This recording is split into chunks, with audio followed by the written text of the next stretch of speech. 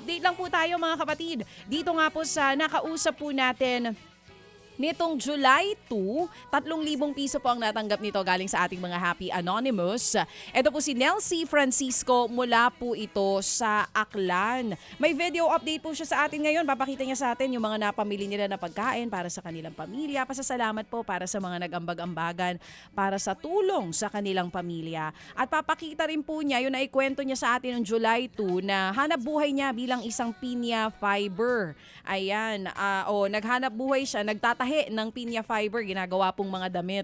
Siya yung pinya fiber. At syempre yung panganay na anak din po niya na si Hesiel Joy na finally ay nabila na po ng rubber shoes para po sa eskwela. At maging ang larawan at resibo ng kanila pong napamili. Narito mga kapatid, panoorin at pakinggan niyo po ang update sa buhay ni Nelsie Francisco. Ay ginagawa na barong. Ito lang po yung pinagkakitain ko araw-araw para lang po meron pambaon ang aking anak, pambili ng ulam, tsaka pamasahe po. Ito. Per sikapa po nito sorted ay 50 pesos. Tapos pag sakaling mapuno po ito ay 15 sikapa. Ang 15 sikapa po ay 750 pesos. 750 pesos. Hello po, magandang umaga, Ma'am Ito din ang Chan. pamili. Sorted. Ito po yung mga grocery pinamili Wow, ko po. dami. May isang kaba na bigas, 25 kilograms. Ito po yung total.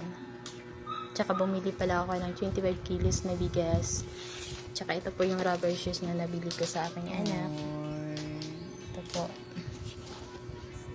Tapos bukas po, papadala ko yung 500 pesos sa aking anak para po sa PE uniform niya. Maraming salamat po. God bless.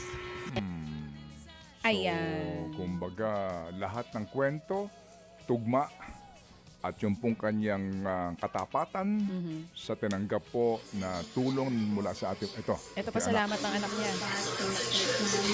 Hindi masyado marinig, pero sabi niya maraming salamat. At ito po yung kanilang, ano ito? Ayun, pinapakita niya, kinukuha yung pinya fiber. Ayan mismo. Galing.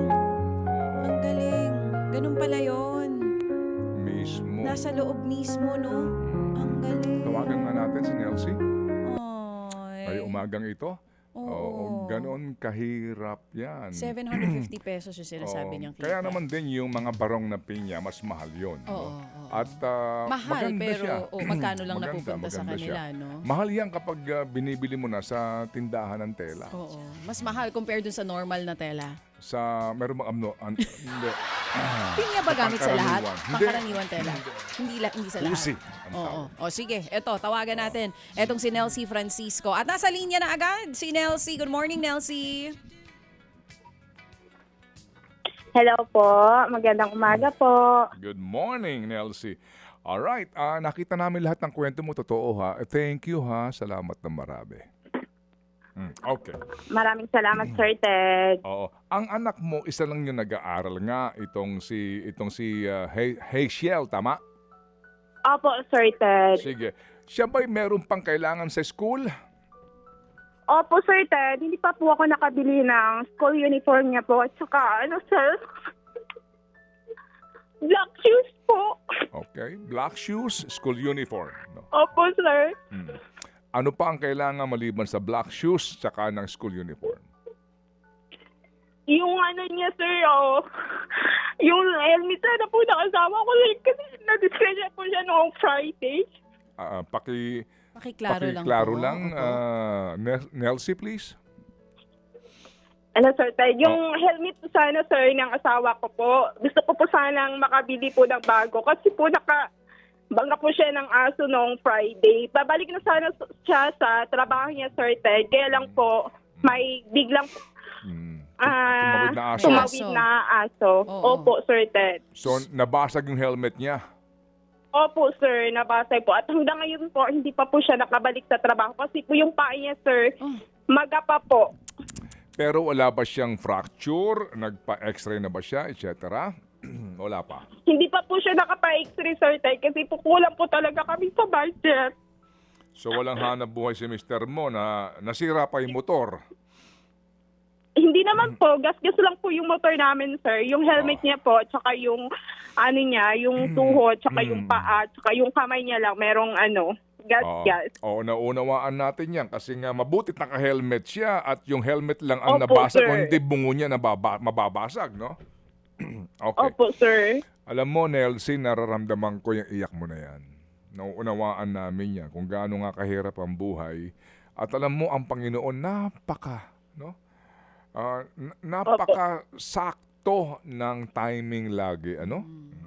Tama. Opo, Oo. sir. Nung tinawagan ka namin, hindi pa nangyayari itong aksidenteng ito, di ba, Nelsie? Hindi pa po, sir, Ted. Kinaumagahan pa po. Oo. Yung pabalik na sana siya sa trabaho, yun po. At saka, pagkakuha ko po ng pera, yun po. Sabi ko nga, mabuti na tawagan niyo po ako kasi nakabili po kami ng bigas. Saka yung uniform ng anak ko, sir, Ted.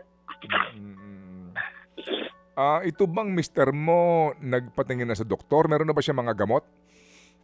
Nakapatingin po siya, sir. Dinala lang po namin siya sa sa center, pero hindi pa po siya nakapa-x-ray sa paa niya kasi meron pong parang bumuo na dugo sa paa niya at saka namaga po. Okay. Importante yan mapacheck nyo kasi baka hindi lang yan pangkaraniwan na sprain o gas-gas. Yung bang mga gas-gas niya sa balat, malalalim ba? Yung sa niya lang, sir, Ted, yung sa kamay niya po, parang malalim. At saka yung sa paa niya, yun po yung kailangan sana namin ipa-x-ray, sir. Oo. Kasi parang namaga po at saka yung parang may namuo na dugo po. Oo. Kasi yung infection doon sa sugat, no? Kasi pag Opo. siya ba nag-crash sa simento o sa lupa, saan ba tumawid yung aso? Sa semento Oo. po, sir. O, kapag semento kasi kakaskas yan eh. Yung balat, Opo. alam mo, nako, Panginoon Diyos, yung crash na yan sa motorsiklo, nakailang beses na tayo dyan, ang hirap niyan kasi yung sugat mo, nagnanak-nak yan pag hindi ka uminom ng kaukulang gamot. O ganito ha, sige, so, Opo, sir. ganito, Nelsie, ganito, alright. Yung uniforme ng anak mo, yung school uniform, at saka yung kanyang black shoes, at saka Opo, sir. itong helmet, pagbibili ng helmet si mister mo, bumili na kamo ng maayos-ayos na helmet para hindi, Opo, alam mo sir. yon sa panahon ng talagang, hindi naman sana mangyari, disgrasya, mabibigyan ng proteksyon yung ulo ng mister mo. Ganito ha? Opo, sir, Ted. Sige. Ang ipapadala namin sa iyo para sa kabuuan na, pag nagkulang ito kung sakali, kami naman mag-aabang lang sa iyong update sa amin dito na ibibigay. So meantime, ito muna ang maaari nating maipadala at ito'y pinag-ambag-ambagan ngayon ng ating mga Opo, Happy Sir Ted. Anonymous. Bubuin na namin ito, papadalang ka namin ng 12,000 piso. Maraming salamat, sir, Ted. Itong 5,000 galing kay Kit Attorney, 1,000 kay Happy Cusinera, at yung manggagaling din na kabuuan na 6,000 ay galing kay Happy Daddy, Happy K, Happy Man, at kay Happy Senior Couple. Mabubuo natin 12,000 piso. Bilhan mo na ng gamit yung bata, magpa-extra na kayo, at kung sakasakali, kung kakasya pa yung pang-helmet, bumili ka na ng helmet. Pag hindi naman, magparamdam ka sa amin, okay? Opo, Sir Ted. Okay po. Maraming salamat, Sir Ted, sa inyong tulong po. Maraming salamat po sa nagbigay ng tulong, lalo na po sa mga Happy Anonymous po, Sir Ted. Salamat din sa iyo, Nelsie, dito sa iyong Opo, sir. lakas na loob na harapin itong mga pagsubok na ito. At ako'y natutuwa din kasi yung sipag mo doon sa paghahanap buhay mo sa paggawa ng telang pinya, mahaba ang Opo, pasensya mo bago ka kumita ng pera. Yan nga po, sir. Yung Pero pagtsatsa- pinagtitiisan ko lang po. Amen. Para din sa mga anak mo, no? Kasi sigurado ako Opo, sir. itong Opo. pagpapagal ninyo ay para sa mga bata. O sige, dyan tayo muna Opo, ha. sir. Sa 12,000, Okay po. huwag ka na magpasalamat sa programa namin, higit sa lahat sa Panginoon na siya naging daan ng lahat ng ito. Amen? Opo, amen po. Maraming salamat, Sir Amen. Ted, lalo na po sa mga nagbigay po. Maraming Okay. salamat. Salamat din, Nelsie. Abangan namin ang ating muling ugnayan. Thank you. Ayan, mga kapatid, ha? Ang ating pong napagtagumpayan, 12,000 piso. Ito po ay gabay at tulong din ng ating mga Happy Anonymous. Nag-ambag-ambagan po si Happy Cute Attorney. Cute Thank you. attorney. Happy cute attorney. Si Good Happy morning. Kusinera, maganda umaga rin po and thank you. Yan po ay 6,000 pesos and nag-ambag po ng 1,000 si Happy Daddy, si Happy K ng 1,000, si Happy Man, nag-ambag siya ng 1,000 and then si Happy senior couple 1,000, so 4,000 plus 2,000 po galing kay Happy Anonymous. Napagtagumpayan natin ang 12,000 piso. Amen. Amen. Thank you. Maraming salamat po sa ating mga Happy Anonymous at perfect talaga ang timing ni Lord lagi.